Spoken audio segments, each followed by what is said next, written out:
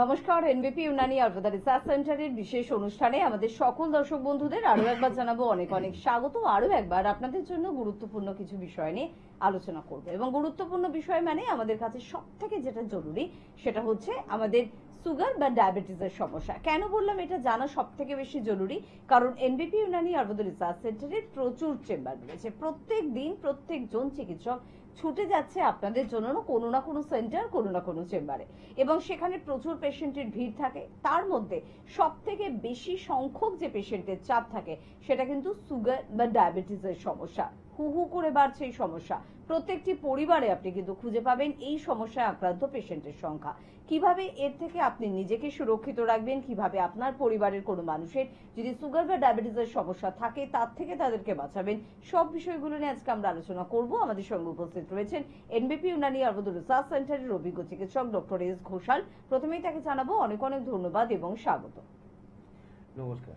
পাশাপাশি রয়েছেন আপনারা, আপনাদের যে কোনো রকমের প্রশ্ন নিয়ে সরাসরি ফোন করতে পারেন, ডাক্তারবাবুর কাছে আপনাদের প্রশ্নের উত্তর জানতে পারেন, এবং তার পাশাপাশি আজকে সুগার বা ডায়াবেটিস নিয়ে আমরা একটু আলোচনা করব।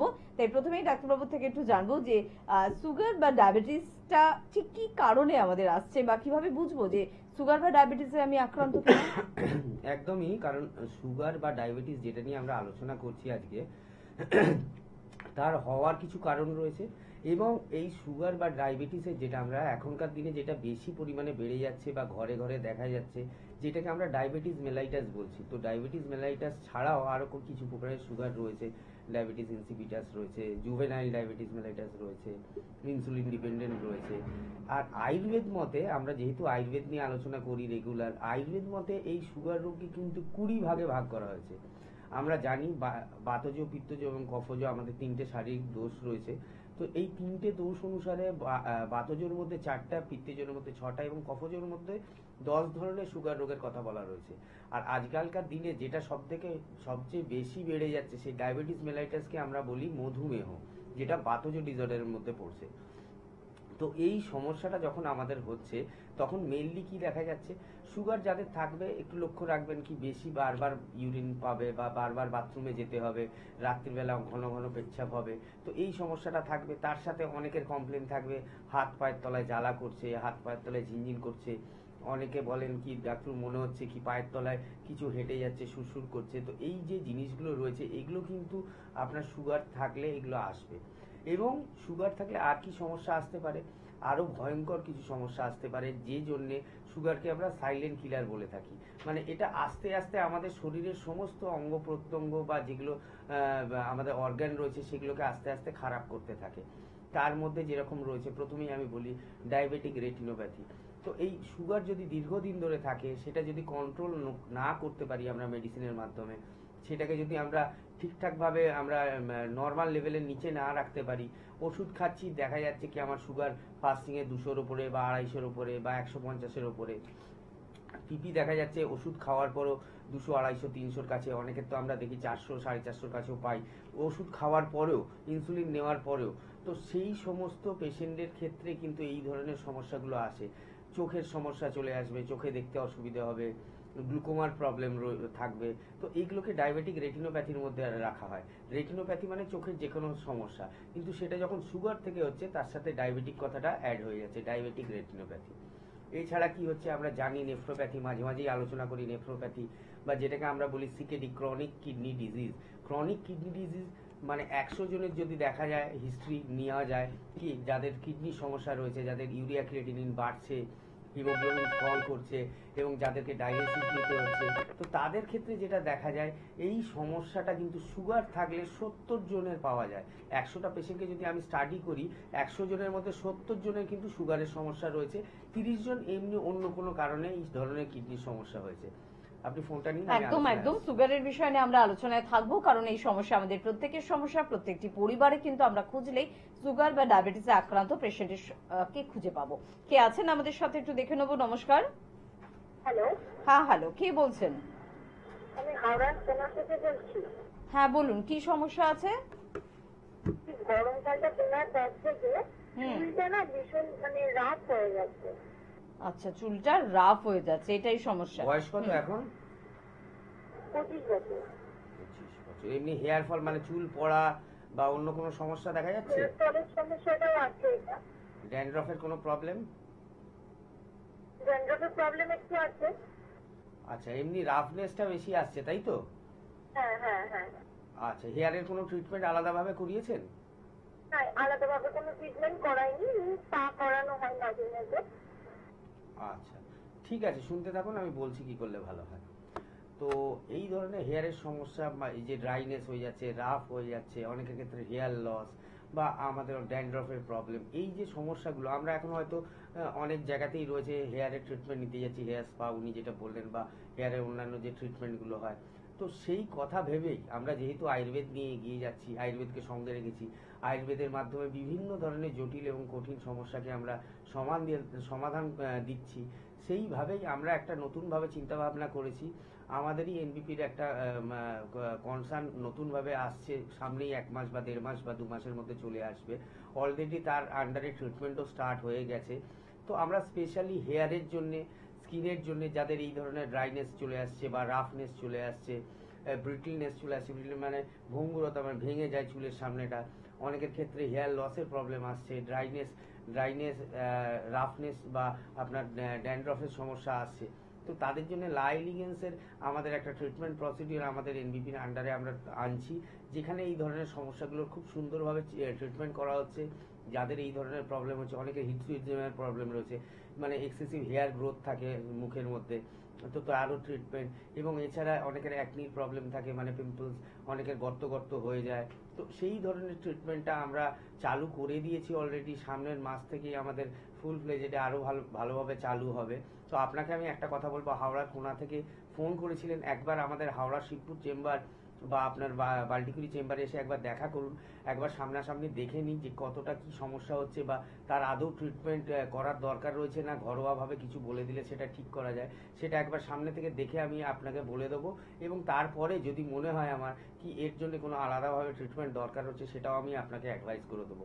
দেখুন, নিচে একটা হেল্পলাইন নাম্বার যাচ্ছে, দুটো হেল্পলাইনের মধ্যে যে কোনো একটা নাম্বারে কন্ট্যাক্ট করে একবার যোগাযোগ করে দিন। একদম, নাম্বারগুলো আপনার মোবাইলে নিশ্চয়ই সেভ করেছেন। 9830235527 বা 37, এই নাম্বারে কিন্তু আপনাদের ফোন করতে হবে। সুগার বা ডায়াবেটিস নিয়ে কথা বলছি, তার বিভিন্ন সাইড এফেক্ট গুলো নিয়েও ডাক্তারবাবু আলোচনা করছে, এবং স্কিনের সমস্যা কিন্তু সুগার থাকলেও বেড়ে যায়। ডাক্তারবাবু অবশ্যই সেদিকটাও আলোকপাত করবেন, এবং এটা এই কারণেই বললাম, লাইলিগেন্স নিয়ে যেহেতু আমরা ভাবনা চিন্তা করছি, আমাদের এনবিপির নতুন ডিভিশন, সেখানে সম্পূর্ণ রকমের স্কিন ট্রিটমেন্ট এবং হেয়ার ট্রিটমেন্ট থাকছে। তাই যাদের মনে হচ্ছে যে কোনো রকম অসুখের জন্য স্কিন ড্যামেজ হয়ে যাচ্ছে বা হেয়ার খারাপ হয়ে যাচ্ছে, তারাও কিন্তু আমাদের সাথে যোগাযোগ করতে পারেন। তো যাই হোক, স্যার যেটা বলছিলেন আরেকবার শুনবো। হ্যাঁ, যেখানে আমি ছিলাম যে কিডনির সমস্যা, তো সেখানে দেখা যাচ্ছে যাদের ক্ষেত্রে ডায়াবেটিক নেফ্রোপ্যাথি হচ্ছে, আমরা যদি 100টা পেশেন্টে আমরা যদি দেখি কি 100টা পেশেন্টের মধ্যে দেখা যাবে হিস্ট্রি নিলে 70 জনেরই সুগার পজিটিভ, 70 থেকে 75। তো সুগার রোগটা থাকলে কিডনির সমস্যাটা হওয়ার প্রবণতা কিন্তু বেশি বেড়ে যায়। তো সেখানে দেখা যায় ইউরিয়া ক্রিয়েটিনিন বাড়ছে, ডায়ালিসিস নিতে হচ্ছে পেশেন্টকে, সপ্তাহে 2টো বা 3টে হিমোডায়ালিসিস হয়। সেটা যথেষ্ট কষ্টদায়ক এবং তাতে শরীর ভেঙে যায়, শরীর দুর্বল হয়ে যায়। তো এই সমস্যাগুলো চলে আসে। তো সেইখান থেকে আপনাকে নিজের শরীরকে বাঁচাতে হবে, যাতে আপনার কিডনি টানার সমস্যা হয় বা আপনার চোখের না সমস্যা হয়, বা অনেকের নিউরোপ্যাথি হয়ে যায়, নার্ভের সমস্যা, হাত পায়ের তলায় জ্বালা করছে, হাঁটাচলা করতে সমস্যা হচ্ছে, কোমর থেকে ঝিনঝিন করছে, রেডিকুলোপ্যাথি হয়ে গেছে, বা আপনার অনেকের এটাও কমপ্লেন করেন যাদের সুগার পেশেন্ট রয়েছেন, দীর্ঘদিন ধরে ওষুধ খাচ্ছেন কিন্তু সুগারকে কন্ট্রোল করতে পারছেন না, ডাক্তারবাবু জুতোর মধ্যে পা গোলা তো আমার অসুবিধা হচ্ছে, মানে পায়ের মুভমেন্টই নষ্ট হয়ে গেছে, নার্ভগুলোই তো নষ্ট হয়ে গেছে, তার সেন্সিটিভিটি যেটা ছিল সেটাই নষ্ট হয়ে গেছে, তো প্রপারলি ফাংশন করছে না। তো এই ধরনের চোখের সমস্যা, নার্ভের সমস্যা, কিডনির সমস্যা, হার্টের সাইলেন্ট এমআই হয়, হার্টের প্রবলেম, এইগুলো থেকে যদি আপনাকে বাঁচতে হয়, যাদের ক্ষেত্রে সুগার রয়েছে তাদের বারবার বলবো কি সুগারকে ভালোভাবে চিকিৎসা করান। আয়ুর্বেদের মাধ্যমে যদি আপনি সুগারের ট্রিটমেন্ট করান, আপনার সুগার তো কন্ট্রোলে থাকবেই, তার পাশাপাশি কি হবে, আপনার অন্যান্য আর কোনো আদার্স কোনো প্রবলেম আসবে না। যেমন এই চোখের সমস্যা বা নার্ভের সমস্যা, আমরা প্রত্যেকটা জিনিসকে মাইনিউটলি দেখে তার ট্রিটমেন্ট করি এবং চেষ্টা করি যাতে পেশেন্ট খুব তাড়াতাড়ি সুস্থ হয়ে উঠতে পারে। আমাদের একটা ধারণা রয়েছে কি আমাদের সুগারের ওষুধ হয়তো সারা জীবন খেতে হবে। আমরা এমন কিছু মেডিসিন রয়েছে যেগুলোকে আমরা ইউজ করে একটা নির্দিষ্ট সময়ের মধ্যে, কারোর ক্ষেত্রে 4 মাস লাগতে পারে, কারোর ক্ষেত্রে 6 মাস, কারোর ক্ষেত্রে 1 বছরও লাগতে পারে। সেটা তার রোগের সিভিয়ারিটির উপর ডিপেন্ড করবে যে উনি কোন সময় আমার কাছে এলেন, কতদিন পরে এলেন, বা জিনিসটাকে কতটা জটিল করে আমাদের কাছে এসে পৌঁছালেন। কারণ প্রত্যেকটা মানুষই চায় কি সে ট্রিটমেন্ট করে সুস্থ হতে। কেউ তো চায় না আমি ডাক্তারের কাছে যাব, ট্রিটমেন্ট করব, ওষুধ খাবো, খারাপ হবো। এটার জন্য নিশ্চয়ই কেউ যায় না। সবাই চেষ্টা করে কি আমি ডাক্তারের কাছে যাব, ডাক্তারের অ্যাডভাইস শুনে আমি ভালো হব।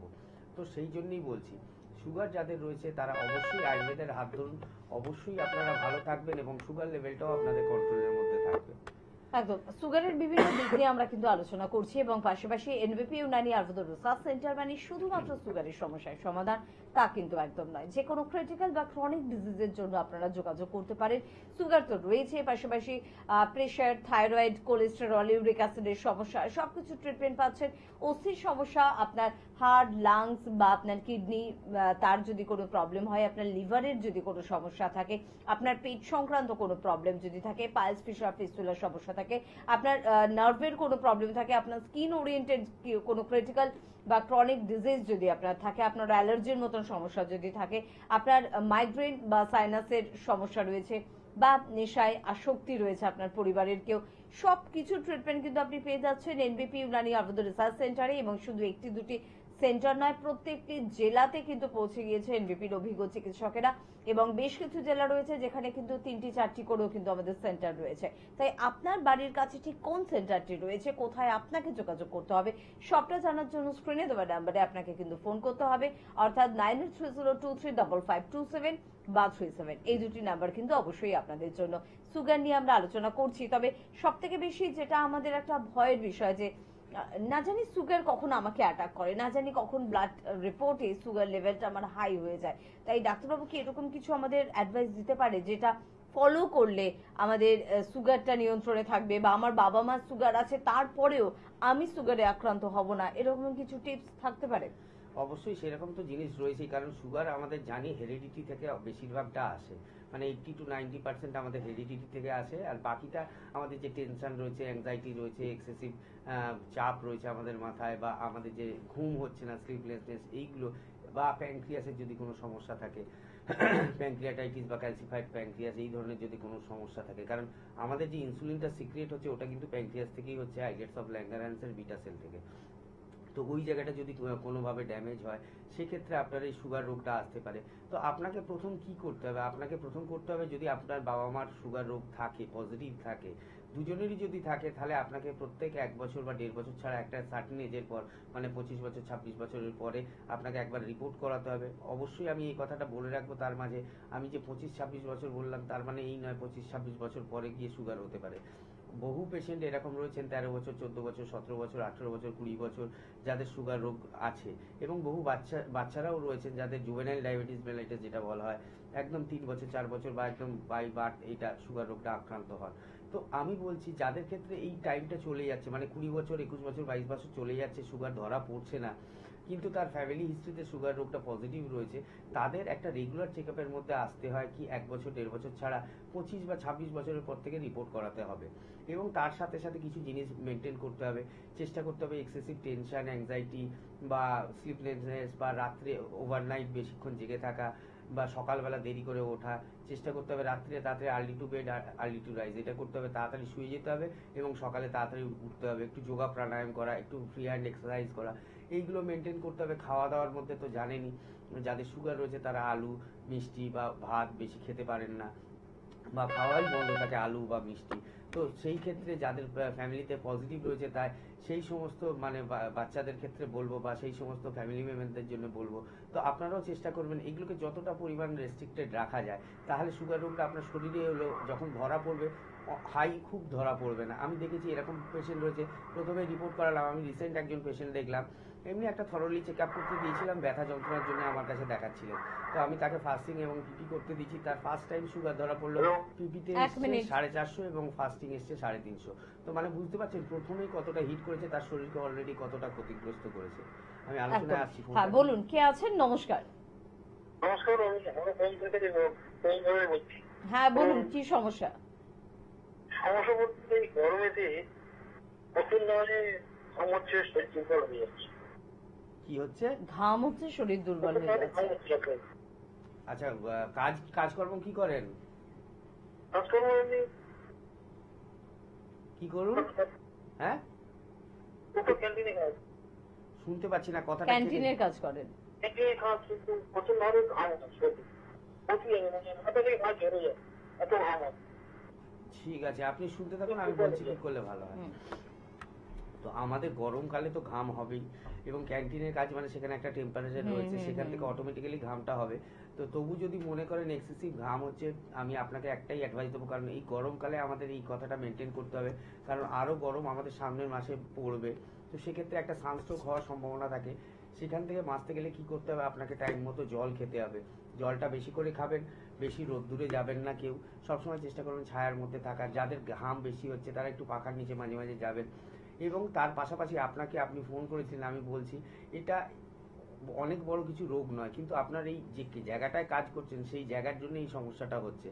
তারপরেও বলবেন কি অন্যরা তো কাজ করছে, তাদের তো এত ঘাম হচ্ছে না। সেক্ষেত্রে যদি মনে হয় এরকম কি এক্সেসিভ ঘাম হচ্ছে, দু একটা ব্লাড রিপোর্ট করিয়ে নেবেন এবং কিছু ওষুধ খেলে এই সমস্যাটা ঠিক হয়ে যাবে আপনার। একদম। দেখুন, অযথা টেনশন করবেন না, কিন্তু হতে পারে আপনার টেনশনের একটা কারণ রয়েছে। সত্যি আপনার যে সিমটমস গুলো আপনি উপলব্ধি করছেন তার পিছনে কোনো একটা রোগ দানা বাঁধা শুরু করেছে। তাহলে আপনি যথেষ্ট সচেতন মানুষ, এই সচেতনতা কিন্তু দরকার যে ইস তোর তো কিছুই হলো না, তুই অযথা টেনশন করলি। যে যাই বলুক, আপনি নিজের শরীরকে নিয়ে ভাবনা চিন্তা করবেন, সেই অধিকার কিন্তু আপনার রয়েছে। আর সে কারণে যোগাযোগ কিন্তু করতে হবে। যদি আপনারও মনে হয় যে একটা একটু চেক আপের দরকার, আমি সম্পূর্ণ সুস্থ, তো কোনো রকম শারীরিক সমস্যা আমার অ্যাটাক করছে না, তো সবকিছু জানার অধিকার আপনার রয়েছে। তার জন্য যোগাযোগ করুন আপনার পার্শ্ববর্তী চেম্বারে। চট করে একটু বলে রাখবো আমাদের চেম্বারগুলোর কথা। বনগাঁয় আমাদের কিন্তু চেম্বার থাকে, এবং বনগাঁ চেম্বারে এবার কিন্তু আপনারা পেয়ে যাচ্ছেন ডক্টর এস ঘোষালকে। বনগাঁ চেম্বারে আপনারা পেয়ে যাচ্ছেন ডক্টর এস ভাদুরীকে। অবশ্যই তার জন্য যোগাযোগ করবেন। এবং তাছাড়াও কিন্তু অন্যান্য অভিজ্ঞ চিকিৎসকদেরও আপনারা পেয়ে যাচ্ছেন বনগাঁ চেম্বারে, তার জন্য কিন্তু যোগাযোগ করতে পারেন। গঙ্গারামপুর চেম্বারে পেয়ে যাচ্ছেন ডক্টর এস ঘোষালকে, পেয়ে যাচ্ছেন ক্যানিং চেম্বারে ডক্টর আর দে কে, আসানসোল চেম্বারে পেয়ে যাচ্ছেন ডক্টর বি শর্মাকে, বর্ধমানে কিন্তু এবার পাচ্ছেন ডক্টর বি শর্মাকে, পেয়ে যাচ্ছেন অবশ্যই মালদা চেম্বারে ডক্টর এস ঘোষালকে, বহরমপুরে পাচ্ছেন ডক্টর এ হালদারকে, কাকদ্বীপ চেম্বারে পেয়ে যাচ্ছেন আপনারা ডক্টর এস ভাদুরীকে, দুর্গাপুর চেম্বারে এবার কিন্তু থাকছেন ডক্টর বি শর্মা, বোলপুর চেম্বারে থাকছেন ডক্টর এস ভাদুরী, সেখানে যোগাযোগ করতেই পারেন আপনারা। কোচবিহার চেম্বারে পেয়ে যাচ্ছেন ডক্টর এস ঘোষালকে, কৃষ্ণনগর চেম্বারে ডক্টর এ হালদারকে পাচ্ছেন, রায়গঞ্জ চেম্বারে পেয়ে যাচ্ছেন ডক্টর এস ঘোষালকে, হেরিয়ায় পেয়ে যাচ্ছেন ডক্টর এ হালদারকে, মেচেদা চেম্বারে এবার কিন্তু আপনাদের জন্য সময় দিচ্ছেন ডক্টর বি শর্মা, খড়গপুর চেম্বারেও কিন্তু থাকছেন ডক্টর বি শর্মা, শিলিগুড়ি চেম্বারে পেয়ে যাচ্ছেন ডক্টর এস ঘোষালকে, পেয়ে যাচ্ছেন কিন্তু অবশ্যই আপনারা হলদিয়া চেম্বারে ডক্টর এ হালদারকে, আগরতলা চেম্বারে এবারে কিন্তু আপনাদের জন্য থাকছেন ডক্টর বি শর্মা, একটু যোগাযোগ করতে হবে। শিলচর চেম্বারে পেয়ে যাচ্ছেন ডক্টর এস ভাদুরীকে, বনগাঁ চেম্বারে পেয়ে যাচ্ছেন ডক্টর এ হালদারকে, আরামবাগ চেম্বারেও পেয়ে যাচ্ছেন ডক্টর এ হালদারকে, আলিপুরদুয়ারে পেয়ে যাচ্ছেন ডক্টর এস ঘোষালকে, জামশেদপুরে পেয়ে যাচ্ছেন এবারে ডক্টর বি শর্মাকে, গুয়াহাটি চেম্বারে পাচ্ছেন ডক্টর এস ঘোষালকে, পুরুলিয়ায় ডক্টর এ হালদারকে, ঝাড়গ্রাম চেম্বারে পেয়ে যাচ্ছেন ডক্টর এ হালদারকে, ডিব্রুগড় চেম্বারে পেয়ে যাচ্ছেন ডক্টর এস ভাদুরীকে। পাশাপাশি বলে রাখবো আমাদের মধ্যমগ্রামে কিন্তু চেম্বার রয়েছে, তার জন্য যোগাযোগ করতে পারেন। ল্যান্সটাউনে আমাদের চেম্বার রয়েছে, যেটা শিশুমঙ্গল হসপিটালের একদম অপোজিটে। তার পাশাপাশি আপনারা হাতিবাগান চৌমাথায় আমাদের চেম্বার পাচ্ছেন, খিদিরপুরে আমাদের চেম্বার পাচ্ছেন। শিবপুরের বন্ধুরা মানে যোগাযোগ করতেই পারেন। হাওড়ায় শিবপুর, বালচিগুড়ি বাজার, দাসনগর এবং বেলুড়ে কিন্তু আমাদের চেম্বার রয়েছে, তো সেই অনুযায়ী আপনারা কিন্তু যোগাযোগ করতেই পারেন। আর প্রত্যেক বৃহস্পতিবার করে দক্ষিণ 24 পরগনার বন্ধুরা আমতলা চেম্বারে কিন্তু পেয়ে যাচ্ছেন সংস্থার ডিরেক্টর বি শর্মাকে, সেখানেও চাইলে যোগাযোগ করতে পারেন। কে আছেন আমাদের সাথে? নমস্কার। হ্যালো, নমস্কার। হ্যাঁ বলুন, কে বলছেন? আমি হাওড়া থেকে বলছি। বলুন। হ্যাঁ বলছি, মাথা মানে পেটে যাচ্ছে বলছি। বয়স কত আপনার? ওই 47 বছর। 47 বছর। এটা কতদিন ধরে লক্ষ্য করছেন? না, এটা ওই মাঝখানি হলো দেখছি ছিল না এরকম, মাঝখানি ধরে দেখছি বেশি হয়। আচ্ছা, খাবার ঠিকঠাক হজম হয়? পায়খানা পরিষ্কার হয়? না, খাবার ঠিকঠাক হজম হচ্ছে না। সময় মতো খাওয়া দাওয়া করেন? হ্যাঁ, যেমন টাইমে খাওয়া দাওয়া ঠিক খাই সেরকম। এমনি কাজকর্ম কি করেন? গাড়ির কাজ মানে ঘরের কাজ করি। আচ্ছা, হাওড়ার হাওড়ার কোথা থেকে বলছেন? একদম মানে মাওড়া ময়দান থেকে। আচ্ছা, আর চুল ঝরে মানে চুল পড়ে যাচ্ছে বা ড্যান্ড্রফ আছে, এরকম কোনো সমস্যা রয়েছে? হ্যাঁ, ড্যান্ড্রফ আছে।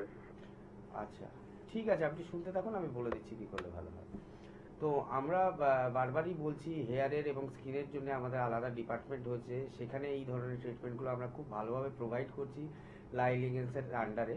তো আপনাকেও আমি বলবো, আয়ুর্বেদে একে বলা হয় কি পালিত্য। আয়ুর্বেদে এই যে হেয়ার লসকে বলা হয় খালিত্য। যে খালি মানে কি, ফাঁকা হয়ে যাচ্ছে, চুল পড়ে যাচ্ছে, সেই জায়গাটা ফাঁকা হয়ে যাচ্ছে, তাই খালিত্য।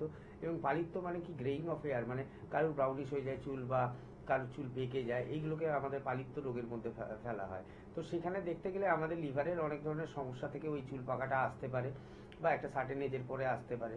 তো আপনাকে আমি একটাই কথা বলবো, আর একটা কথা রয়েছে, লিপিড প্রোফাইলের মধ্যে কোলেস্ট্রল ট্রাইগ্লিসাইড যদি হাই থাকে, সেক্ষেত্রে চুল পেকে যাওয়ার সম্ভাবনা থাকে। মানে যদি লিপিড প্রোফাইলটা হাই থাকে, সেখানে 70% চান্স থাকে কি আপনার চুল পেকে যাবে। তো আপনি একটু হাওড়া ময়দান থেকে ফোন করেছিলেন, আমাদের শিবপুরে চেম্বার, কাজীপাড়ায় চেম্বার রয়েছে, হাওড়া কাজীপাড়া দীনবন্ধু কলেজের ঠিক পাশে।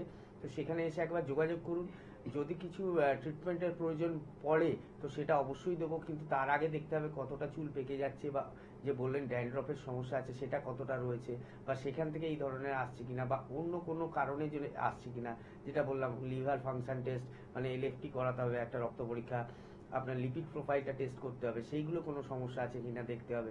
তারপরে যেভাবে আমরা বলবো যে মেডিসিনগুলো দেবো, সেগুলো ঠিকঠাক খেলে, এবং যদি আমাদের দরকার পড়ে স্পেশাল কোনো ট্রিটমেন্ট দেওয়ার আপনার হেয়ারের, সেটা আমরা লাই লিগেন্সে অবশ্যই করব।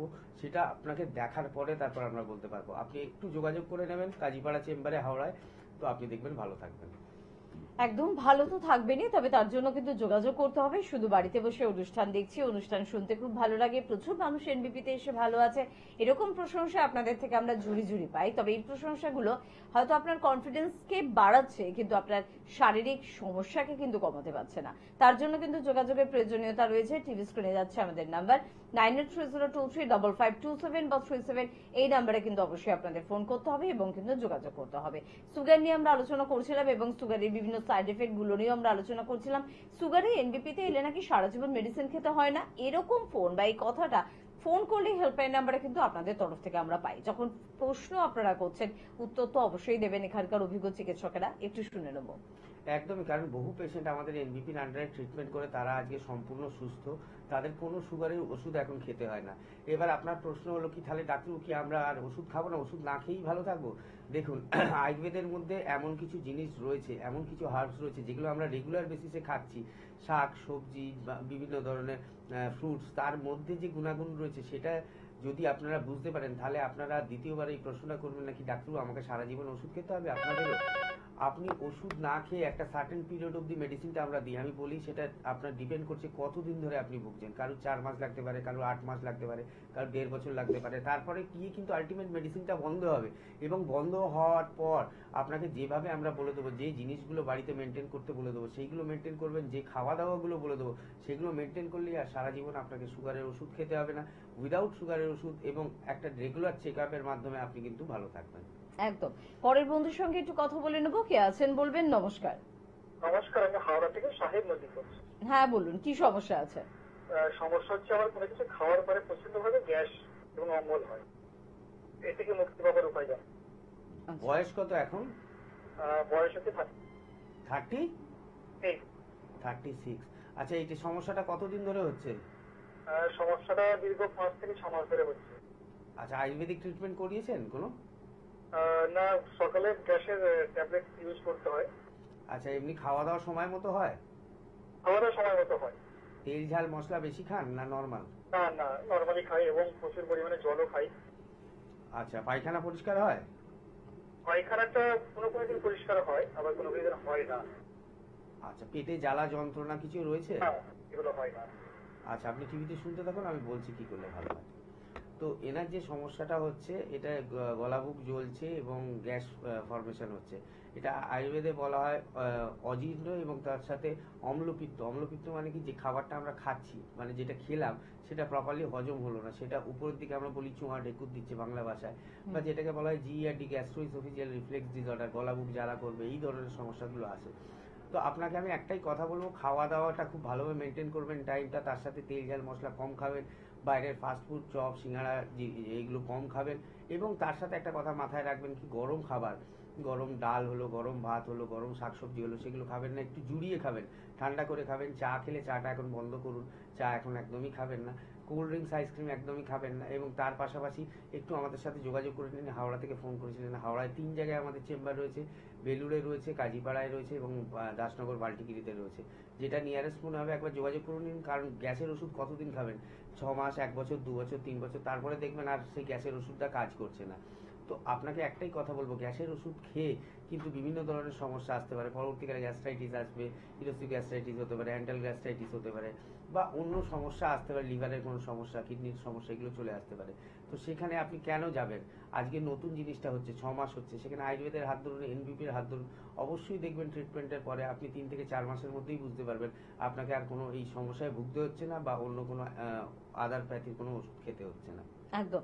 আপনি যে কোনো সমস্যার জন্য যে কোনো প্যাথিকে ভরসা করতে পারেন, যে কোনো প্যাথির মেডিসিন আপনি খেতে পারেন, এটা আপনার চয়েস।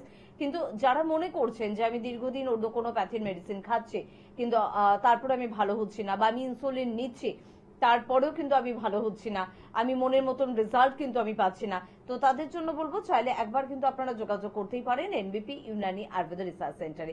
ডাক্তারবাবুকে ঠিক এই প্রশ্নটাই করবো যে কেউ যদি দীর্ঘদিন ইনসুলিন নিচ্ছে, বা কেউ যদি মনে করে যে সুগার বা ডায়াবেটিসের জন্য, যেটা আপনি বলছিলেন কিডনিটা আমার খারাপ হয়ে যাচ্ছে, চোখে আমার দেখতে প্রবলেম হচ্ছে, আমার স্কিন খারাপ হয়ে যাচ্ছে, আমার নার্ভের প্রবলেম চলে এসেছে, সেই সময় ভরসা করে এনবিপিতে তারা আসছেন, রেজাল্ট তো নিশ্চয়ই ভালো পাচ্ছেন। অবশ্যই রেজাল্ট না পেলে আজকে আমাদের এতগুলো জায়গায় চেম্বার হতো, বা এত রিকোয়েস্ট আসতো আরো চেম্বার বাড়ানোর, নিশ্চয়ই আসতো না। মানুষ আজকে আমাদের কাছে আসছেন, উপকার পাচ্ছেন। সুগারের ট্রিটমেন্ট থ্রু মেডিসিনে, আপনার ওরাল মেডিসিনেই ওনারা দেখছেন ওনাদের আর ইনসুলিন নিতে হচ্ছে না। কারণ ইনসুলিন যে সমস্যাটা হয়, ইনসুলিনকে ক্যারি করার একটা সমস্যা থাকে। আমরা ঘুরতে ভালোবাসি, ঘুরতে যাবো, ওই ইনসুলিনের বাক্সটা নিয়ে যেতে হবে, ফ্রিজে রাখতে হবে, নইলে প্রবলেম হবে। তো আপনাদের আমি বলবো, যারা ইনসুলিন নিচ্ছেন তারা একবার সাহস করে এনবিপির হাত ধরুন, দেখবেন আপনাদের ইনসুলিন নিতে হবে না। এই যে রেগুলার পেটের মধ্যে বা থাইয়েতে আপনাকে ইনসুলিনটা নিতে হচ্ছে, অনেকে এসে কমপ্লেন করেন কি ডাক্তার ওই জায়গাটা কালো হয়ে যাচ্ছে, প্রচন্ড ব্যথা হচ্ছে, মাঝে মাঝে রক্তও চলে আসছে। কারণ একজন বাড়িতে নিজেরাই প্র্যাকটিস হয়ে যায়, পেশেন্ট যারা তারা নিজেরাই প্র্যাকটিস করে ফেলে ইনসুলিনটা দেওয়ার। আর এটা সাবকিউটিনিয়াস দেওয়া হয় বলে ওই পেটেতে নেওয়া হয় বা থাইতে নেওয়া হয়। তো আপনারা আমাদের কাছে যারা পেশেন্ট রয়েছেন, আমরা 1 মাসের মধ্যে ইনসুলিন বন্ধ করে দিই। যারা কিনা হেভি ইউনিটে ইনসুলিন নেন, মানে সারাদিনে 40, 50, 60 ইউনিটে নেন, তাদের ক্ষেত্রে প্রথম মাসেই আমরা ইনসুলিন বন্ধ করে দিই। আর যারা দেখছি 12 ইউনিট, 14 ইউনিট দিচ্ছে, তাদের আমরা ফার্স্ট ডে বলি আপনাকে আজকে আর ইনসুলিন নিতে হবে না, বা অন্য কোনো মেডিসিন খেতে হবে না। তো ইনসুলিন যদি না নিয়ে ভালো থাকতে চান, বা অন্য কোনো ওষুধ না খেয়ে আপনারা ভালো থাকতে চান, তাহলে অবশ্যই আয়ুর্বেদের হাত ধরুন, দেখবেন যে কোনো জটিল কঠিন সমস্যা থেকে আপনারা বেরিয়ে আসতে পারবেন। একদম। আপনাদের ইচ্ছে থাকলে আপনারা যোগাযোগ করতে পারেন এনবিপি ইউনানি আয়ুর্বেদ রিসার্চ সেন্টারে। আর যারা পৌঁছে গিয়েছিলেন এনবিপি ইউনানি আয়ুর্বেদ রিসার্চ সেন্টারে, তারা কেমন আছেন, ঠিক কি বলছেন, তারা কতটা খুশি, তারা সব বিষয়টা তাদের মুখ থেকেই শুনে নেব, তারপরে ফিরে আসছি অনুষ্ঠানে। আপনার নাম? তাপসী দাস। কোথায় বাড়ি আপনার? কৈখালী রামকৃষ্ণপল্লী। কি রোগে ভুগছিলেন আপনি? হাঁটুর ব্যথা। কতদিন ধরে ভুগছেন? তা 10-15 বছর হবে। এর আগে কোনো জায়গায় ট্রিটমেন্ট করেছিলেন? অ্যালোপ্যাথি ট্রিটমেন্ট করেছিল, কিন্তু কোনো ইয়ে হয়নি। অ্যালোপ্যাথিকে কোনো সুরাহা পাননি? কোনো সুরাহা পাইনি। ডক্টর বি শর্মার কাছে কবে আসেন আপনি? ওনার কাছে তো এসেছে 15 দিন হলো, মানে 2 সপ্তাহ। 2 সপ্তাহ আপনি ওষুধ খেয়েছিলেন ওনার? খেয়ে এখন কেমন আছেন? খেয়ে এখন আমি খুবই ভালো আছি। মানে আগের তুলনায় আপনি অনেকটা সুস্থ? অনেকই সুস্থ, হাঁটতেও পারছি, এতদিন হাঁটতে পারতাম। মানে হাঁটতে পারতেন না, এখন হাঁটছেন? এখন হাঁটতে পারছি। এনবিপি ইউনানিয়ান আয়ুর্বেদ রিসার্চ সেন্টারের ট্রিটমেন্টে এখন অনেকটা সুস্থ আপনি? ওকে। আপনার নাম কি? নাম প্রবীর মণ্ডল। কোথায় থাকেন? সোনারপুর থানার অন্তর্গত নবাসান গ্রাম। আচ্ছা, আপনার কি অসুখ হয়েছিল? অসুখ হয়েছিল আর্থারাইটিস। হ্যাঁ, মানে কোমরের যন্ত্রণা হতো, পায়খানারও সমস্যা ছিল। আচ্ছা, এখানে আপনি কতদিন ধরে ট্রিটমেন্ট করাচ্ছেন? 15 দিন। আচ্ছা, এখানে ট্রিটমেন্ট করিয়ে কেমন এখন আছেন 15 দিনের ওষুধ খেয়ে? আপাতত অনেকটাই ভালো। আচ্ছা, আপনার মানে এমনি আর কি কি সমস্যা ছিল? কোমরের যন্ত্রণা ছাড়াও আর কিছু সমস্যা ছিল? কোমরের যন্ত্রণা ছাড়া আর এই অ্যালার্জি বা এই সব সমস্যাগুলি, কানে ঠান্ডা লেগে যন্ত্রণা হতো, আচ্ছা, সেটা অনেকটা কমেছে এই 15 তো দিনের মধ্যে। 15 দিনে ওষুধ খেয়ে আপনি অনেক উপকার পেয়েছেন। অনেকটা উপকার পেয়েছে। কোথায় বাড়ি? কি রোগে ভুগছিলেন আপনি? কোমরের ব্যথা, পায়ের ব্যথা, নার্ভ ব্লক ছিল। কতদিন ধরে এই রোগে ভুগছেন? নার্ভ ব্লকটা কিছুদিন হয়েছিল, কোমরের ব্যথাটা 6-7 বছর। এর আগে কোনো জায়গায় ট্রিটমেন্ট করিয়েছিলেন? হ্যাঁ, অ্যালোপ্যাথি ডাক্তার দেখিয়েছি। অ্যালোপ্যাথিক যে ট্রিটমেন্টটা করিয়েছিলেন তাতে কোনো সুরাহা পেয়েছিলেন? ওর ব্যথা সেরে যেত, আবার ব্যথা হতো। মানে যতদিন ট্রিটমেন্ট করিয়েছেন ওষুধ খেলে ঠিক থাকতেন, আবার আগের মতো? ডক্টর বি শর্মার ট্রিটমেন্টে আপনি কতদিন রয়েছেন? মাস 6। মাস 6। 6 মাস ওষুধ খেয়ে এখন আপনি কতটা সুস্থ আছেন? এখন ভালোই সুস্থ আছি। ভালোই হয়েছেন, তাই তো? তাহলে এনবিপি ইউনানিয়ান আয়ুর্বেদা রিসার্চ সেন্টারে আপনি ট্রিটমেন্টে এখন সুস্থ। সুস্থ আছি। আর রিপোর্ট তো ডাক্তারবাবু বললেন ভালো হয়ে গেছে। আপনার নাম? আমার নাম ধনঞ্জয় দাস।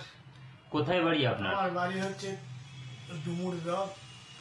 কি রোগে ভুগছেন আপনি? আমি এখন ওই পেচ্ছাপের রোগের জন্যই ভুগছি। মানে পোস্টেডের প্রবলেম? Prostate-এর আর কি problem। প্রবলেম আছে আপনার? আর সেরকম কোনো প্রবলেম নেই। কিডনির যে সমস্ত প্রবলেম ছিল, আচ্ছা, হ্যাঁ, আমি- কিডনির সমস্যায় কি আগে ভুগছিলেন? না, আমি কিডনির সমস্যা ভুগিনি। আচ্ছা, তবে পেচ্ছাপটা ক্লিয়ার হচ্ছিল না বলে ওই সমস্যাটা ফিল করছিলেন। ফিল মনে করছি। এর আগে কোনো জায়গায় ট্রিটমেন্ট করিয়েছেন? এই জায়গায় অনেক জায়গায় ট্রিটমেন্ট করেছিলাম, অ্যালোপ্যাথি। অ্যালোপ্যাথিকে ট্রিটমেন্টটা করে কোনো সুরাহা পেয়েছিলেন? পুরা কিছু পাইনি। মানে কিছুই এবার পাননি? কিছুই পাইনি, বেড়ে গেল। আচ্ছা, অ্যালোপ্যাথিকে ট্রিটমেন্ট করে আপনার বেড়ে গেছিল? বেড়ে যাওয়ার পর আমি জুন মাসের 6 তারিখে আমাকে অপারেশনের ডেট দেয়। আমি অপারেশন না করে আমি এই 6 তারিখ, অপারেশনটা না করে আপনি ডক্টর বি শর্মার কাছে আসেন? হ্যাঁ, যোগাযোগ করে এবং প্রমোদ শর্মা এবং নিরঞ্জনা ভট্টাচার্য আচ্ছা। যোগাযোগ করে আমি ওনার প্রোগ্রাম দেখে এই ওষুধ খেয়ে 15 দিনের ওষুধ খেয়ে আমি যখন সুস্থ হতে লাগলাম। আপনি ওষুধ কতদিন খেয়েছেন? এখন প্রায় 4 মাসের মতন হলো ওষুধ। 4 মাস ওষুধ খেয়েছেন, কিন্তু এখন ওষুধ খেয়ে আপনার যে সমস্যাগুলো ছিল এখন কেমন আছে? এখন আমি পুরোপুরি সুস্থ আছি। মানে পুরোপুরি আপনি সুস্থ বোধ করছেন? করছি। ডক্টর বি শর্মার ট্রিটমেন্টে এখন আপনি অনেকটাই সুস্থ? অনেকটা সুস্থ আছি। এনবিবি ইউনানিয়ান আয়ুর্বেদা রিসার্চ সেন্টারে ট্রিটমেন্ট করে আপনি এখন অনেকটা সুস্থ বোধ করছেন, তাই তো?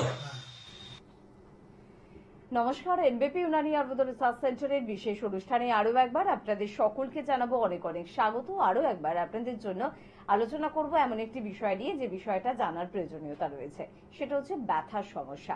প্রত্যেকটি পরিবারে যেরকম সুগারে আক্রান্ত পেশেন্টের সংখ্যা বাড়ছে, সেরকম বাড়ছে কিন্তু ব্যথার সমস্যা।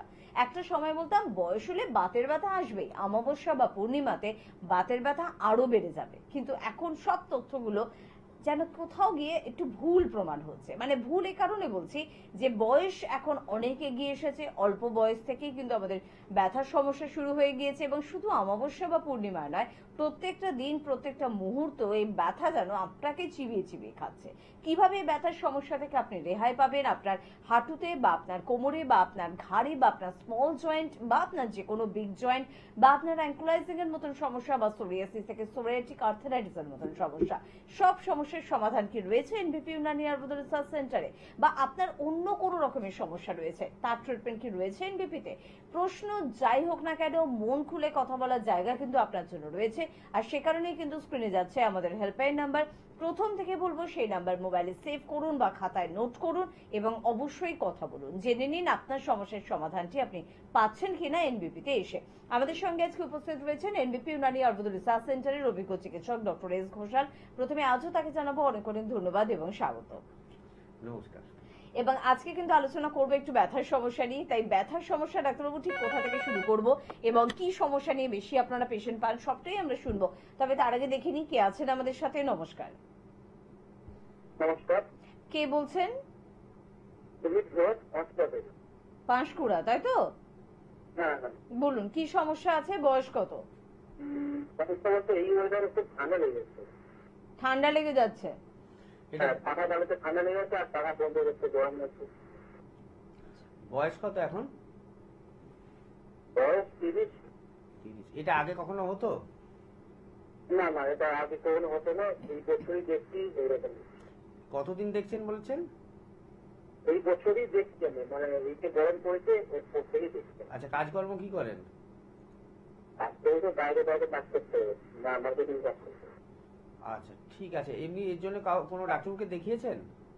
আর দেখেছি বলতে এমনি ঠান্ডার জন্য এমনি দোকান থেকে ওষুধ কিনে খেয়েছি, কিন্তু ভালো হয়েছে, কিন্তু যেই রাত্রে ঘুমোচ্ছি টাকা চালিয়ে তখন ঠান্ডার ওয়াতে সকাল হচ্ছে, আর টাকা বন্ধ করতে তো গরমে তো থাকা যাচ্ছে না, যা গরম পড়েছে। ঠিক আছে, বুঝতে পেরেছি। আপনি শুনতে থাকুন, আমি বলছি কি করলে ভালো হয়। তো এই যে পাখা চালালে ঠান্ডা লেগে যাওয়া এবং পাখা না বন্ধ করে দিলে, না চললে গরম লাগা, এই যে ঠান্ডা লেগে যাওয়ার প্রবণতাটা, এটা হচ্ছে এক ধরনের অ্যালার্জির সমস্যা। তো ওনার এটা আগে ছিল না, এখন 30 বছর বয়স, এরকম বহু সমস্যা রয়েছে। আমরা তো সব সমস্যা নিয়ে জন্মাই না, আমাদের সমস্যাগুলো যত দিন বাড়তে থাকে তত আমাদের শরীরে আসতে থাকে। আপনার কিছু অ্যালার্জির প্রবলেম রয়েছে যেখান থেকে আপনার এই সমস্যাটা হচ্ছে। যেমন আপনি শুনে থাকবেন ডাস্ট অ্যালার্জি অনেকের থাকে, অনেকের ফুল থেকে অ্যালার্জি থাকে, অনেকের খাবারে অ্যালার্জি থাকে, অনেকের যাদের পেটস রয়েছে, মানে বাড়িতে পোষ্য রয়েছে, সেটা ছাগল হতে পারে, গরু হতে পারে, কুকুর হতে পারে, সেখান থেকে অ্যালার্জি আসতে পারে। অনেকের লোমে অ্যালার্জি থাকে। তো এই অ্যালার্জি কারণটা কি কি থেকে আপনার হচ্ছে সেটাকে আগে খুঁজে বের করতে হবে। কারণ ওই যে আপনি বললেন কি আমি দোকানে যাচ্ছি, ওষুধ খাচ্ছি, এইটা দিয়ে আপনি কিন্তু সেরে উঠতে পারবেন না। ভবিষ্যতে গিয়ে এখান থেকে অন্য কোনো সমস্যা আপনার শরীরে দানা বাঁধবে। তো আপনাকে প্রথমে যেটা করতে হবে, আপনি একটু মনে রাখবেন, একটা ব্লাড টেস্ট করাবেন, ব্লাড ফর আইজিই, আর একটা রিপোর্ট করাবেন সেরোলজিক্যাল অ্যালার্জি টেস্ট। মানে কি থেকে আপনার এই অ্যালার্জিটা হচ্ছে, সেরোলজিক্যাল অ্যালার্জি টেস্ট কি খাবার থেকে হচ্ছে বা কি থেকে হচ্ছে, সেখানে এই রিপোর্টে আসবে। এবং পাঁশকুড়া থেকে ফোন করেছিলেন, সময় আর নষ্ট না করে আমাদের পাঁশকুড়া থেকে মেছেদাটা আপনার কাছে হবে, মেছেদা চেম্বার, সামনেই আমাদের ডাইরেক্টর ডক্টর শর্মা থাকছেন ওখানে। আপনি একবার এসে যোগাযোগ করে নিন, আর যে দুটো রিপোর্ট বললাম ওই দুটো রিপোর্ট করিয়ে নেবেন। নিচে দেখুন হেল্পলাইন নাম্বার যাচ্ছে দুটো, হেল্পলাইন নাম্বারে যোগাযোগ করে নেবেন যে কোথায় কবে ওনাকে পাবেন মেছেদাতে, ওরা বলে দেবে। একটু দেখিয়ে নিন, দেখবেন অবশ্যই ভালো হয়ে যাবে। একদম ভালো তো আপনাকে হতেই হবে, এবং আপনাকে ভালো রাখার জন্য শুধু এনবিপির একজন চিকিৎসা নয়, একগুচ্ছ অভিজ্ঞ চিকিৎসক কিন্তু আপনার জন্য ছুটছে। সকাল থেকে উঠে বিভিন্ন দিকে বিভিন্ন এলাকায় চেম্বারে কিন্তু তারা পৌঁছে যাচ্ছেন শুধুমাত্র আপনার জন্য। তাই দায়িত্বটা কিন্তু আপনারও বর্তায়। বাড়ি থেকে বেরিয়ে একটু দু কদম এগিয়ে এসে আপনার বাড়ির কাছে চেম্বারে কিন্তু যোগাযোগ করুন। ব্যথার সমস্যা নিয়ে আলোচনা করছিলাম, অনেক চেম্বার ডক্টর এস ঘোষালকে দেখতে হয়, পুরো নর্থ বেঙ্গলটাই কিন্তু মূলত তার দায়িত্বেও থাকে। সেখানে চেম্বারে ব্যথা নিয়ে ডাক্তারবাবু ঠিক কি ধরনের পেশেন্টের সংখ্যা দিন দিন বাড়ছে? ব্যথার সমস্যাটা প্রচন্ড পরিমাণে বেড়েছে, বা আগেকার দিনেও ছিল। কারণ ব্যথা তো শুধু মানে এক ধরনের ব্যথা হয় না। কারো হয়তো হাঁটু ব্যথা রয়েছে, নি জয়েন্ট অস্টিওআর্থ্রাইটিস যেটা বলা হয়, কি হাঁটা চলা করতে অসুবিধে হচ্ছে, পা ফুলে যাচ্ছে, একতলা দোতলা করতে অসুবিধে হচ্ছে, ডাক্তাররা বলে দিয়েছে অপারেশন করতে হবে, অপারেশন ছাড়া রাস্তা নেই।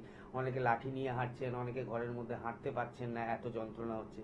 সে এই ধরনের হাঁটু ব্যথার পেশেন্ট আমরা পাই, যারা আমাদের কাছে ট্রিটমেন্ট করে ভালো হন। অনেকের ক্ষেত্রে কোমর ব্যথা, যেটাকে লাম্বার স্পন্ডলাইটিস বলা হয়, বা সার্ভাইকাল স্পন্ডলাইটিস, ঘাড়ে ব্যথা। সার্ভাইকাল স্পন্ডলাইটিস থাকলে আপনার মাথা ঘুরতে পারে, হাতের দিকে পেন রেডিয়েট করতে পারে, এবং বমি হতে পারে অনেকের ক্ষেত্রে। অনেকের ব্ল্যাক আউট হতে পারে, চোখে হট করে অন্ধকার দেখছেন, এটা হতে পারে। তো এই ধরনের সার্ভাইকাল স্পন্ডলাইটিসের পেশেন্ট পাই। এবং কি যারা সার্ভাইকাল স্পন্ডলাইটিসের পেশেন্ট আছে তাদের ক্ষেত্রে আমরা বলি একটা কথা, যারা শুনছেন আজকের প্রোগ্রামটা, যাদের এই ধরনের সমস্যা রয়েছে সার্ভাইকাল স্পন্ডলাইটিসে, কি ঘাড়েতে বেশি ওজন তুলবেন না বা ভারী ওজন তুলবেন না। লাম্বার স্পন্ডলাইটিসের ক্ষেত্রেও সেম কথা, কি ভারী ওজন তুলবেন না, কোমর ঝুঁকিয়ে কাজ করবেন না। এই ধরনের ব্যথা, অ্যাঙ্কাইলোজিং স্পন্ডলাইটিসের মতো পেশেন্ট আমাদের কাছে আসে। আমি এই রিসেন্টলি নর্থ বেঙ্গলে গেছিলাম, 3 জন পেশেন্ট ছিলেন HLA-B27 পজিটিভ, যারা অ্যাঙ্কাইলোজিং স্পন্ডলাইটিসে ভুগছেন। HLA-B27 দুটো ক্ষেত্রে পজিটিভ হয়, একটা অ্যাঙ্কাইলোজিং স্পন্ডলাইটিস, একটা সোরিয়াটিক আর্থারাইটিস। মেইনলি 90% কেস দেখা যায় অ্যাঙ্কাইলোজিং স্পন্ডলাইটিসের। তো তাদের ক্ষেত্রে এই ধরনের ব্যথা, তীব্র ব্যথা, এপাশ থেকে ওপাশ হতে পারছে না, বিছানায় শুতে পারছে না, সেই সমস্ত পেশেন্ট। পুরো স্পাইনটা জুড়ে গেছে, যে ভার্টিব্রাল কলমটা রয়েছে সেটা ক্যালসিফাইড হয়ে গেছে। অ্যাঙ্কাইলোজিং স্পন্ডলাইটিসে একটা কথাই রয়েছে, বাম্বু স্পাইন, মানে স্পাইনটা সামনের দিকে বাঁশের মতো ঝুঁকে যাবে, বাঁশ গাছ যেরকম ঝুঁকে যায় সেরকম সামনের দিকে ঝুঁকে যাবে, তীব্র ব্যথা হবে। অ্যাঙ্কাইলোজিং এর পেশেন্টের শ্বাসকষ্ট থাকতে পারে এবং চোখ লাল হয়ে যেতে পারে, যেটা আইরাইটিস বলা হয়। আমি দেখেছি অ্যাঙ্কাইলোজিং এর এরকম পেশেন্ট যারা অন্ধ হয়ে গেছেন, মানে চোখে এখন দেখতেই পান না, তারপরে আমাদের সাথে যোগাযোগ করেছেন। এবং অ্যাঙ্কাইলোজিং স্পন্ডলাইটিসে যেটা মেন হয়, ভবিষ্যতে গিয়ে হিপ রিপ্লেসমেন্ট করতে বলা হয়, কারণ আর হিপ জয়েন্টের মুভমেন্টটাই থাকে না। আমাদের যেটা হিপ জয়েন্টে অ্যাসিটাবুলাম রয়েছে, যেখানে হেড অফ দ্য ফিমার, মানে যে আমার পায়ের বোনটা, ফিমারের হেডটা গিয়ে ওখানে লাগে, যেখানটায় হিপ জয়েন্টে অ্যাসিটাবুলাম যেটাকে বলা হয়, সেই জায়গাটা খড়খড়ে হয়ে যায়। বলটা যখন ভালোভাবে না ঘুরবে তখন পায়ের মুভমেন্টটা নষ্ট হয়ে যাবে, খড়খড়ে হয়ে গেলে আটকে আটকে যাবে, হাঁটাচলা করতে পারবে না। সেই যে প্রবলেমটা হচ্ছে, স্যাক্রালাইজেশনটা হচ্ছে, সেই ক্ষেত্রে কিন্তু আয়ুর্বেদে খুব সুন্দর ট্রিটমেন্ট রয়েছে। অ্যাঙ্কাইলোজিং স্পন্ডালাইটিস যারা হাঁটতে পারতেন না বা কোমর ঝোঁকাতে পারতেন না, ঘাড় ঘোরাতে পারেন, অ্যাঙ্কাইলোজিং পেশেন্টরা একদম ফিক্সড হয়ে যায়, বোনটা ক্যালসিফাইড হয়ে যায়, এই ধরনের পেশেন্ট আমরা অনেক পাই। এবং এছাড়া আজকে যেটা নিয়ে আমি মেনলি আলোচনা করব ব্যথার মধ্যে, যেটা রিউমাটয়েড আর্থারাইটিস, যেটাকে আয়ুর্বেদে বলা হয় আমবাত। তো এই রিউমাটয়েড আর্থারাইটিস কিন্তু আমরা দেখেছি কি আমাদের ফিমেল কেসে বেশি পাওয়া যায়, যারা মহিলা রয়েছেন তাদের ক্ষেত্রে এটা বেশি পাওয়া যায়। মানে 100টা যদি রিউমাটয়েড আর্থারাইটিসের পেশেন্ট আমরা দেখি, তার মধ্যে দেখা যায় কি 80 জন হচ্ছে ফিমেল পেশেন্ট, 20 জন হচ্ছে মেল পেশেন্ট। এবং এই যে রিউমাটয়েড আর্থারাইটিস, এটা দু ধরনের হতে পারে, একটা সেরো পজিটিভ রিউমাটয়েড আর্থারাইটিস, একটা সেরো নেগেটিভ রিউমাটয়েড আর্থারাইটিস। আমাদের কিছু ব্লাড রিপোর্ট করতে হয়, যার মধ্যে আরএফ ফ্যাক্টর, অ্যান্টি-সিসিপি, এগুলো আমরা রিউমাটয়েড আর্থারাইটিসের পেশেন্টের ক্ষেত্রে করতে দিই। যাদের ক্ষেত্রে এই আরএফ ফ্যাক্টর পজিটিভ থাকে তাদেরকে আমরা সেরো পজিটিভ রিউমাটয়েড আর্থারাইটিস, এবং তার সাথে লক্ষণগুলো পাওয়া যাচ্ছে রিউমাটয়েড আর্থারাইটিস। রিউমাটয়েড আর্থারাইটিসের মেন লক্ষণ কি? ছোট ছোট আঙুলের জয়েন্টগুলো ব্যথা হবে, কবজিতে ব্যথা হবে, এলবো জয়েন্টে ব্যথা হবে, পায়ের আঙুলগুলো ব্যথা হবে। প্রথমে এই ছোট জয়েন্টগুলোয় ব্যথা যন্ত্রণা চালু হবে, আঙুলগুলো ফুলে যাবে, একটা টেম্পারেচার থাকবে সবসময়, একটা জ্বর জ্বর ভাব থাকবে, হাত মুঠো করতে পারবে না, সকালবেলার দিকে মর্নিং স্টিফনেস থাকবে, যে একটা জড়তা থাকবে, ভোরবেলা যখন উঠবেন বা সকালবেলা যখন উঠবেন দেখবেন একটা জড়তা রয়েছে, হাত মুঠো করতে পারছেন না। যত দিন যাচ্ছে দেখবেন সেটা ইজি হয়ে যাচ্ছে, ফ্রি হয়ে যাচ্ছে। তো এই ধরনের লক্ষণগুলো কিন্তু পাওয়া যায় যাদের কিনা রিউমাটয়েড আর্থারাইটিস রয়েছে। এবং তার সাথে তার যদি রিপোর্টটা পজিটিভ হয় আরএফ ফ্যাক্টর এবং অ্যান্টি-সিসিপি, তাদেরকে আমরা সেরো পজিটিভ রিউমাটয়েড আর্থারাইটিস বলছি। এই সেরো নেগেটিভ সেরকম রয়েছে, আমি সেটা বলছি, আপনি ফোনটা আগে নিন। একদম, কে আছেন একটু দেখে নেবো। বলুন। নমস্কার। নমস্কার, হ্যাঁ বলুন। বলছি। কোথা থেকে বলছেন?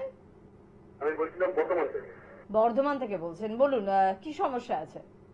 সমস্যা আছে ম্যাডাম, মানে গরম বলে কোনো কথা নেই, শীতকাল থেকে আমার বছর মুখে না কোনো রুচি নেই, খাবার খেতেই ইচ্ছা করে না। খেতে হয় বলেই খাই, কিন্তু কোনো খেতে ইচ্ছা করে না। আপনি ফাস্টফুড বলুন আর নর্মাল খাবার বলুন। বয়স কত এখন? বয়স 34। এটা কতদিন হচ্ছে?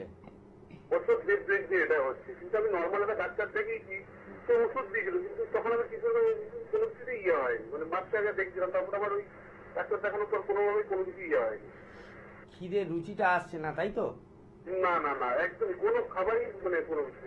পায়খানা পরিষ্কার হয় না, এটা ঠিকঠাক ইয়ে হয় না। গ্যাস অম্বলের সমস্যা রয়েছে? তা মাঝে রেগুলারই বলবো না, মাঝে সাঝে হয়। উপরের দিকে পেটে জ্বালা বা যন্ত্রণা কিছু রয়েছে? বুক জ্বালা করে যখন। আচ্ছা, বয়স 24 না কত বললেন? 34। ঠিক আছে, আপনি শুনতে থাকুন, আমি বলছি কি করলে ভালো হয়। তো ওনার যে সমস্যাটা রয়েছে এটাকে অ্যানোরেক্সিয়া বলা হয়। কি আমাদের খিদে পাবে না, হজম হবে না, পায়খানা পরিষ্কার হবে না, গলা বুক জ্বালা করবে। এটা একটা অজীর্ণ, যেটা আমি একটু আগে বললাম অজীর্ণ রোগ। অজীর্ণ মানে হচ্ছে খাবারটা আমাদের যখন হজম হবে না ঠিকঠাক, তখন এই ধরনের সমস্যাগুলো আমাদের শরীরে আসবে। আমাদের যে স্টোমাকে গ্যাস্ট্রিক জুস রয়েছে বা এনজাইমগুলো রয়েছে, যেটা আমাদের খাবার খাওয়ার পর হজমে সাহায্য করে, যেটা আয়ুর্বেদে বলা হয় অগ্নিবল, যেটাকে পাচকাগ্নি বা জঠরাগ্নি বলি, যেটা আমরা খাওয়ার পরে জিনিসটাকে পাচন করে, সেই জিনিসটাই কিন্তু আমাদের অনেকের ক্ষেত্রে কমে যায় বা অনেকের ক্ষেত্রে কম থাকে। তো সেটাকে আগে আপনাকে রেকটিফাইড করতে হবে। প্রথম কথা, সময় মতো খাওয়া দাওয়া করবেন। যে সমস্ত পেশেন্ট রয়েছেন যাদের এই ধরনের সমস্যা রয়েছে, প্রত্যেকের ক্ষেত্রেই বলবো খাওয়া দাওয়ার টাইমটা আপনাকে মেনটেন করতে হবে। পেট খালি দেওয়া যাবে না, সময় মতো 1 ঘন্টা ছাড়া ছাড়া দুগাল মুড়ি হলো, 2টো বিস্কুট হলো, সেটা খেতে হবে। এবং কি তার সাথে তেল ঝাল মশলা মাখন ঘি চর্বি জাতীয় জিনিস এগুলো কম খেতে হবে। গরম খাবার খাওয়া যাবে না, মানে গরম ডাল, গরম ভাত, গরম শাকসবজি সবসময় জুড়িয়ে খেতে হবে। কোল্ড ড্রিঙ্কস আইসক্রিমটা খাওয়া যাবে না।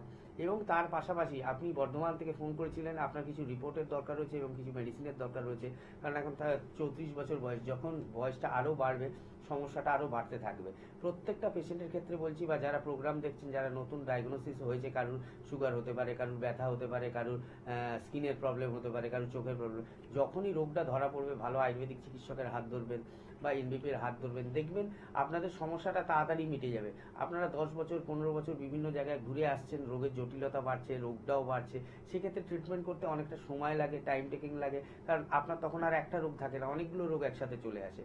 আপনি বর্ধমান থেকে ফোন করেছিলেন, বর্ধমানে সামনেই আমাদের চেম্বার রয়েছে, যেখানে ডক্টর শর্মা থাকবেন আমাদের ডাইরেক্টর। তো আপনি দেখুন নিচে দুটো হেল্পলাইন নাম্বার যাচ্ছে 983002 দিয়ে, তো সেই যে কোনো একটা নাম্বারে একটু নামটা লিখিয়ে নিন এবং সময় করে আমাদের বর্ধমান চেম্বারে এসে যোগাযোগ করুন। কিছু মেডিসিন এবং কিছু ব্লাড রিপোর্টের দরকার রয়েছে, যেটা আমরা বলে দেবো আপনাকে, সেগুলো করাবেন। দেখবেন খুব তাড়াতাড়ি এই সমস্যা থেকে বেরিয়ে আসতে পারবেন, কারণ আপনার জাস্ট স্টার্টিং হয়েছে, 6 মাস 1 বছর বলছেন, এটা যত সময় যাবে এটা তত জটিল হতে থাকবে। একটু যোগাযোগ করুন, অবশ্যই ভালো থাকবে।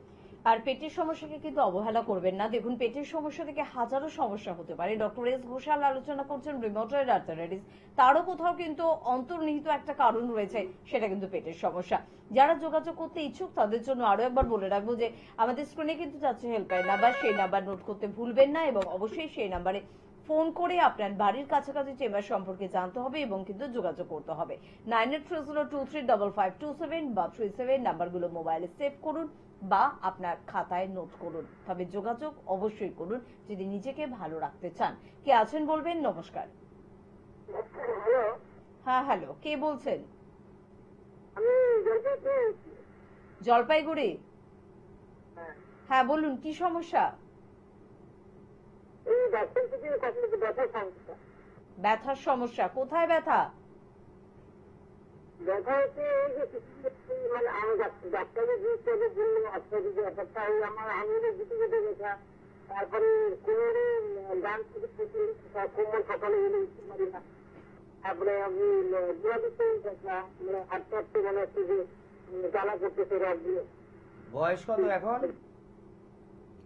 আমার বয়স হচ্ছে এখন 48। কত?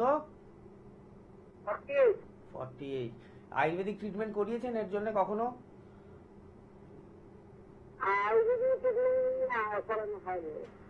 আচ্ছা, আর আপনার এমনি বিভিন্ন জয়েন্টে ব্যথা থাকে তাই তো? জলপাইগুড়ির কোথা থেকে বলছেন?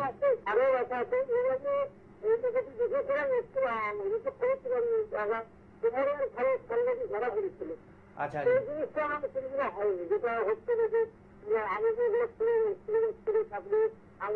জলপাইগুড়ির কোথা থেকে বলছেন?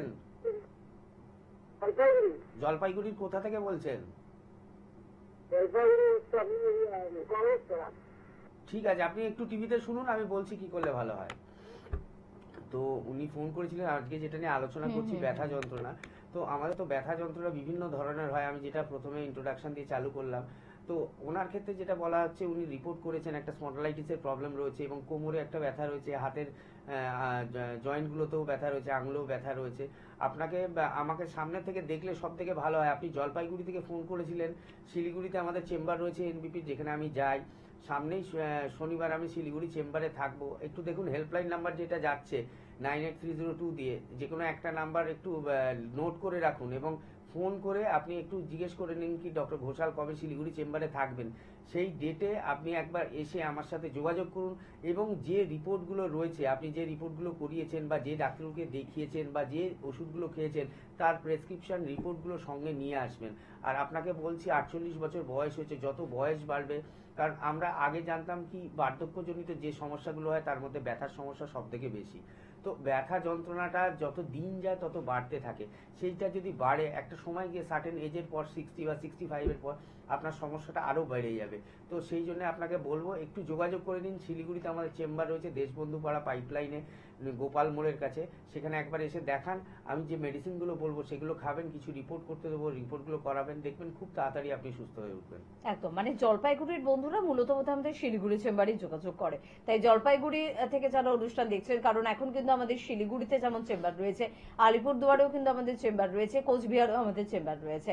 জলপাইগুড়ির বন্ধুরা একটু আপনাদের সুবিধা অনুযায়ী একটু চেম্বারকে একটু নির্বাচন করে নেবেন। আর পাশাপাশি যিনি আছেন আমাকে 1 মিনিট সময় দেবেন। আমাদের চেম্বারগুলোর কথা একটু আপনাদের জানিয়ে রাখি। বনগাঁয়ে আমাদের চেম্বার রয়েছে, ডক্টর এস ভাদুরীকে আপনারা পাচ্ছেন। ক্যানিং চেম্বারে ডক্টর আর দে কে পাচ্ছেন। মালদায় ডক্টর এস ঘোষালকে পাচ্ছেন।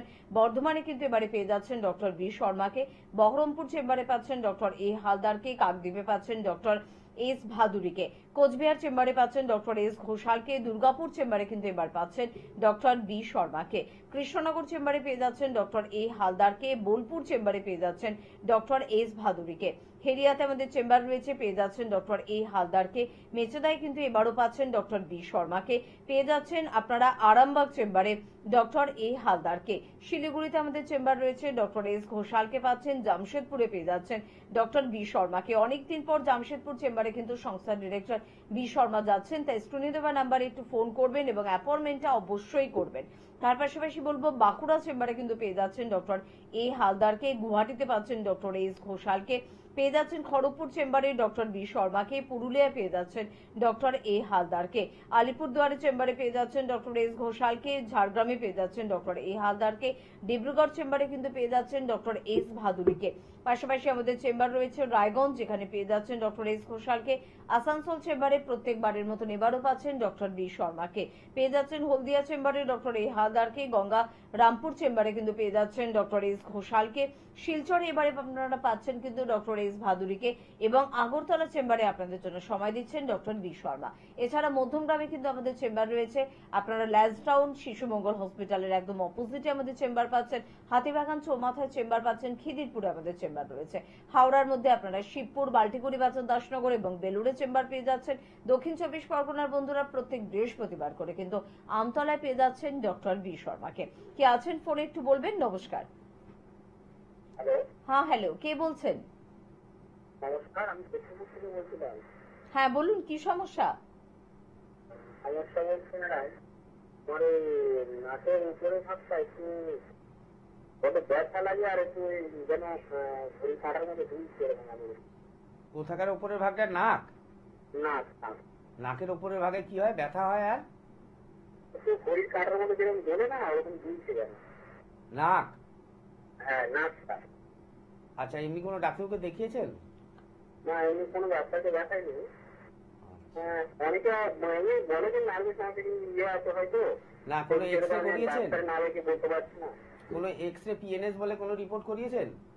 না, আপনার কাছে এখানে ফোন করেছি, কি করতে হবে একটু যদি বলেন। মিদনাপুরের কোথা থেকে বলছেন?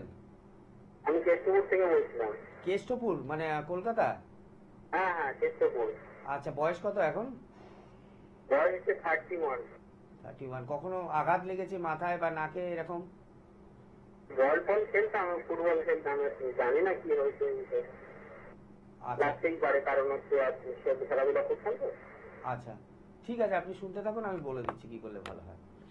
তো ওনার যে মেন সমস্যাটা হচ্ছে, এটা নিউরোলজিক্যাল কোনো প্রবলেম হতে পারে। আর আমাদের শরীরের মধ্যে সব থেকে vascular part of the area আমাদের নাকে রয়েছে। ভাস্কুলার পার্ট মানে কি, আমরা যদি বাংলায় বলি, যেখানে কিনা সামান্য থেকে সামান্য আঘাত লাগলে কি ব্লিডিং হতে পারে। মানে শরীরের মধ্যে সব থেকে মানে রক্ত সঞ্চালন নাকের মধ্যে সব থেকে সেই এরিয়াটা রয়েছে, যেটাকে লিটলস এরিয়া বলা হয়। তো সেখানে যদি কোনো প্রবলেম হতে হয়, সেক্ষেত্রে এটা আসতে পারে। যদি ডিএনএস থাকে, ডেভিয়েটেড নেজাল সিস্টেম থাকে, সেক্ষেত্রে এই সমস্যা আপনার আসতে পারে। সেই জন্য কয়েকটা রিপোর্ট আপনাকে করাতে হবে, এক্সরে, পিএনএস করাতে হবে এবং তার সাথে কিছু ব্লাড রিপোর্ট করাতে হবে, যেটা থেকে কিনা আমরা বুঝতে পারবো আপনার নাকের কোনো কি সমস্যা থেকে এই প্রবলেমটা হচ্ছে। কেষ্টপুর থেকে ফোন করেছিলেন। হাতিবাগানে আমাদের চেম্বার প্রত্যেক বুধবার থাকে, সেখানে ডাক্তাররা থাকেন দুপুর 2টো থেকে 5টা অবধি। তো আপনি একবার চেষ্টা করুন সামনে বুধবার এসে একবার ডাক্তারদের সাথে যোগাযোগ করার। নিচে যে হেল্পলাইন নাম্বার যাচ্ছে, হেল্পলাইন নাম্বারটা নোট করে রাখুন 98302 দিয়ে। ওই হেল্পলাইন নাম্বারে ফোন করে আপনি একবার যোগাযোগ করে নেবেন হাতিবাগান চেম্বারে। সেখানে এসে ডাক্তাররা যে রিপোর্টগুলো করতে বলবেন সেই রিপোর্টগুলো করাবেন এবং তার সাথে কিছু মেডিসিন আপনাকে দেবেন। সেই মেডিসিনগুলো খাবেন, খেলেই দেখবেন 2 থেকে 3 মাসের মধ্যে ঠিক হয়ে যাবে আপনার এই সমস্যাটা। এবং তার পাশাপাশি আপনার কি থেকে এই সমস্যাটা আসছে সেটাও কিন্তু আপনি জানতে পারবেন। একদম সমস্যাকে ফেলে রাখবেন না, বাড়িতে বসে থাকবেন না, যোগাযোগ কিন্তু করুন। রিমোটয়েড আর্থ্রাইটিস নিয়ে কথা বলছিলাম, যেটাকে বাংলায় আমবাত বলা হয়। ডাক্তারবাবু গুরুত্বপূর্ণ বেশ কয়েকটি বিষয় নিয়ে আলোচনা করছিলেন, আর একটু শুনে নি আমরা বিষয় সম্পর্কে। হ্যাঁ, রিমোটয়েড আর্থ্রাইটিস হলে মেইনলি যে বললাম আমি, জয়েন্ট স্পেসে যেগুলো স্মল জয়েন্ট পেন হয় সেগুলো প্রচন্ড হয় এবং এর কোনো ওষুধ নেই। আপনি সারা জীবনে এর ওষুধ খেয়ে যেতে হবে। আয়ুর্বেদে এই রোগটাকে আমবাত বলা হয়। আমবাত কেন বলা হচ্ছে? রিমোটয়েড আর্থ্রাইটিস রোগটা আসছে কোথা থেকে? আমরা কেন আয়ুর্বেদে বলছি এটাকে গোড়া থেকে সারিয়ে তুলবো? কেন এটাকে বলছি একদম সম্পূর্ণ নির্মূল করা সম্ভব, সারা জীবনে এর জন্য ওষুধ খেতে হয় না? কারণ আমার ব্যথা হচ্ছে, আমি ব্যথার ওষুধ খেলাম, ব্যথা ঠিক থাকবে, এটা তো নর্মাল কথা। আপনার কি থেকে এই ব্যথার রোগটা আসছে সেই জিনিসটা যখন না আপনি ট্রিটমেন্ট করতে পারবেন, ততক্ষণ রোগকে কিন্তু ভেতর থেকে ঠিক করতে পারবেন না।